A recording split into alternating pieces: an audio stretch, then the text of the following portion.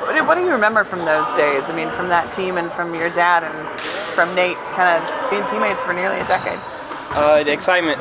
We used to set up, play dates, go over their house, come over our house, lunch, whatnot, and just being around them, before games, at practice, just to hang out with them. Did you go to a lot of practices? Were you the kid out there running around after? That was definitely me at King Arena. And in practice, I always want to be with my dad. Go around and mess with the players. Play basketball. Kind of what we see now from Steph Curry, right? Yeah, kind of like that. Everybody got their kids nowadays, but I was kind of on my own, so I was kind of running around causing havoc. Were you thinking then that? I mean, was the NBA always your thing? You're thinking even as a little kid, I want to play in the NBA? Or was it... Yeah, it's always a dream. But, as I got older, I kind of got away from it just because of my dad, who my dad was, try to follow in his footsteps, be as great as him. But later down the line, got older, got mature, got back to it. It was the only sport that was right and I understood it. So, I just ran with it. At what point did your dad's success kind of become a turnoff for you that made you think, I don't want to deal with that? I think going to Oregon State, just being my own person, just playing my own game, just going there and just trying to help the program get back to what it was when he was there and just do it my way. But when you were in high school, was it like a negative in your mind? I got to deal with Gary Payton stuff? Yeah, definitely. In high school, there was a turning point about my junior year that I was just like, I'm not going to worry about it anymore. I'm just going to be my own guy and play my own game. But definitely in high school, I kind of shied away from it. Okay.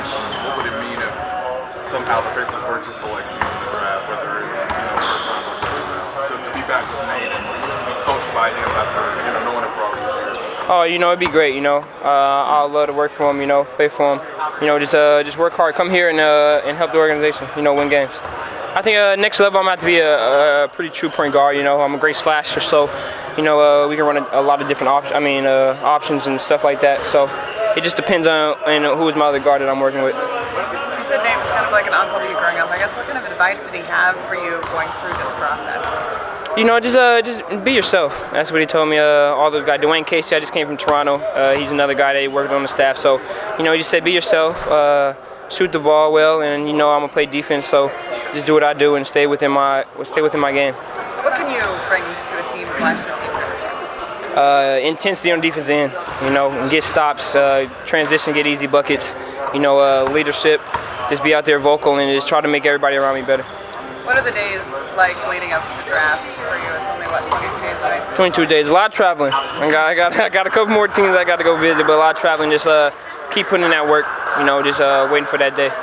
When you look at Nate, kind of as a guy that you know and grew up with, I guess what makes him a good candidate for a head coach, and what makes him a good guy for this job? He knows what he's talking about. He's been in a lot of different situations. Playing and as being a coach. So. He knows what he's doing, and he knows how to put players in position to succeed.